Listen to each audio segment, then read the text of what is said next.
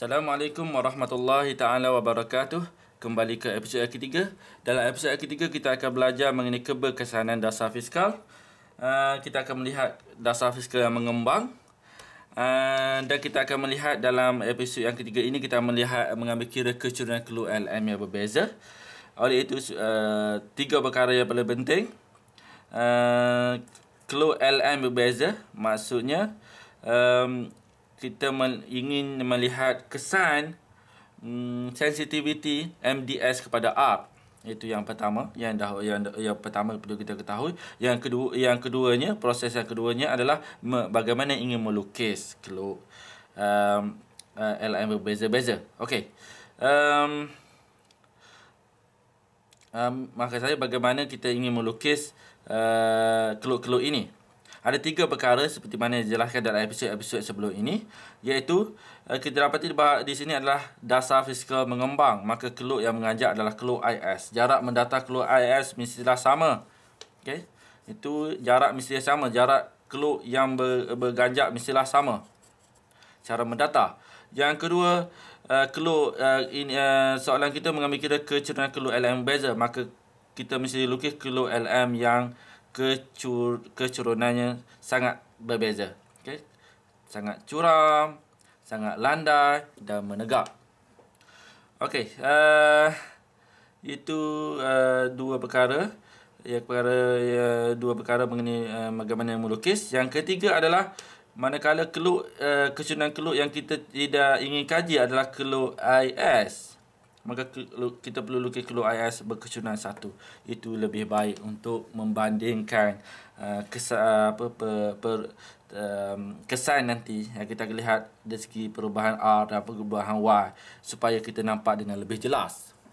Okay. Kita tandakan, kita labelkan setiap raja. Pasir menegak adalah kadar bunga, pasir mendata adalah pendapatan negara. Ini adalah keluk IS G0, keluk IS G1, keluar ISG0, keluar ISG1 dan keluar LM, ISG1, ISG0. Dan kita tandakan persilangannya. Ini adalah keseimbangan awal, keseimbangan akhir, keseimbangan awal, akhir. Dan kita bandingkan pada kadar bunga yang sama. Kita tarik ke hujung yang sehingga menyentuh keluk IS yang baru. Kita dapat memperoleh satu tingkat Y yang tertentu yang kita akan bincangkan dengan apa signifikannya tingkat Y2 ini. Kita tarik pada kadar bunga yang sama, kita tarik cara mendata sehingga menyentuh keluk ISG1, kemudian kita tarik ke bawah, pantulan ke bawah, kita akan boleh Y2. Begitu jelas kes yang ini bila LM menegak. Okey, sekarang kita cuba menjawab soalan ini. Seperti biasa, kita mesti menceritakan tentang keseimbangan asal. Seterusnya kita menceritakan tentang mekanisme pelaksanaan dasar dan transmisinya. Seterusnya kita ceritakan keseimbangan akhir dan kesimpulan dari segi keberkesanan dasar fiskal mengembang ini.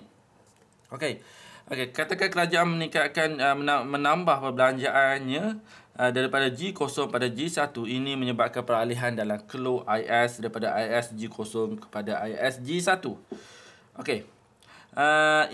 Peningkatan peralihan keluk ini menyebabkan pendapatan negara meningkat daripada Y0 pada Y2. Jauh meningkat di sini. Sampai tahap ini belum berlaku perubahan dalam kadar bunga. Sebab itu saya katakan bahawa kita pada kadar bunga yang asal R0 kita cuba daripada titik persilangan asal, keseimbangan asal, cuba kita titikkan secara mendata sehingga menyentuh keluk IS yang baru. Kita akan dapat Y2. Okey. Pada tingkat Y, akibat daripada peningkatan pendapatan sehingga daripada Y0 pada Y2 akan menyebabkan permintaan wang untuk transaksi akan meningkat. Sebab permintaan wang untuk transaksi berfungsi secara positif kepada tingkat pendapatan.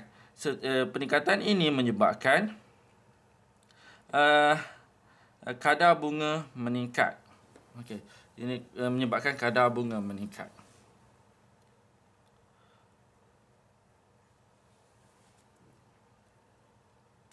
Dalam kes ini kita cuba melihat mengenai bagaimana mekanisme dalam pasaran wang, iaitu peningkatan dalam permintaan wang untuk transaksi menyebabkan permintaan wang lebih besar daripada penawaran wang, sedangkan penawaran wang tidak berubah. Dalam kes itu, pasaran wang perlu seimbang.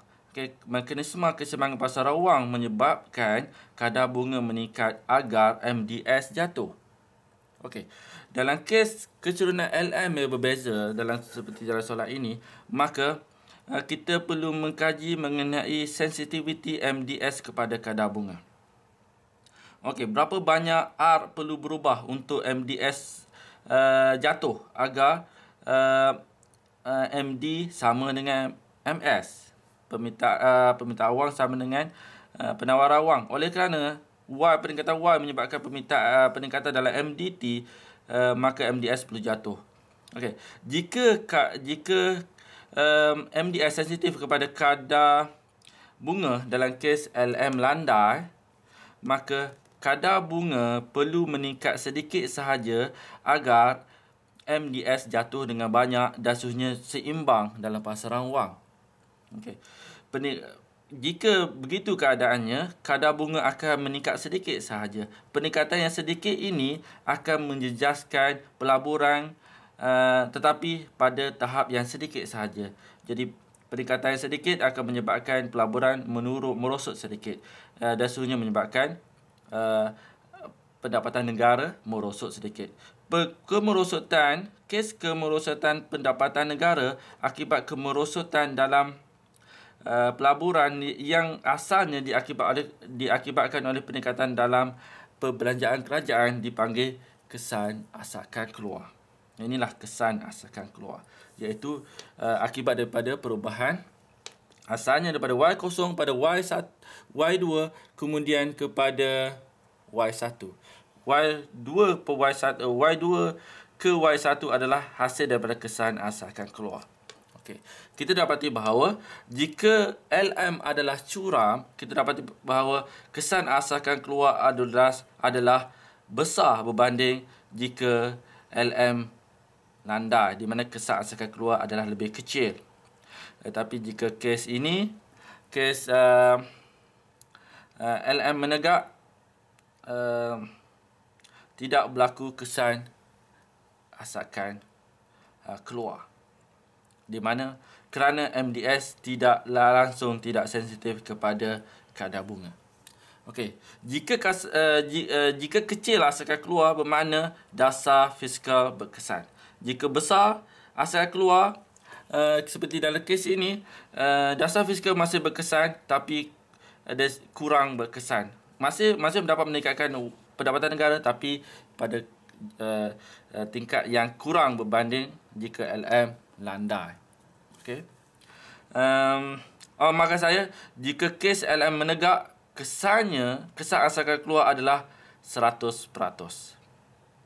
Kesan asalkan keluar ke 100%. Maksud saya, kesan asalkan keluar adalah 100% jika LM adalah tegak. Di mana kadar bunga terpaksa meningkat dengan banyaknya supaya keseimbangan pasaran wang berlaku di sini. Okay, hasil daripada peningkatan ini, jadi R perlu meningkat dengan banyaknya agar berlaku keseimbangan dalam pasaran wang. MS sama dengan MD. Peningkatan yang banyak, yang besar ini akan menyebabkan pelaburan jatuh dengan banyaknya. Dalam kes ini, pelaburan jatuh dengan banyaknya akibat daripada peningkatan yang besar daripada R0 sini kepada R1. Peningkatan yang besar dalam kadar bunga seterusnya menyebabkan pelaburan jatuh dengan banyaknya, dan output negara atau pendapatan negara juga jatuh pada tingkat Y0 di sini, di mana Y1 sama dengan Y0. Okey, ini bermakna, secara kesimpulannya bermakna dasar fiskal adalah berkesan dalam kes LM curam, tapi lebih berkesan jika LM semakin landai, dan langsung tidak berkesan jika LM menegak. Okey, itu saja untuk episod yang ketiga. Kita akan berjumpa lagi dalam episod yang terakhir atau episod yang keempat. Wabillahi taufiq wal hidayah. Assalamualaikum warahmatullahi wabarakatuh.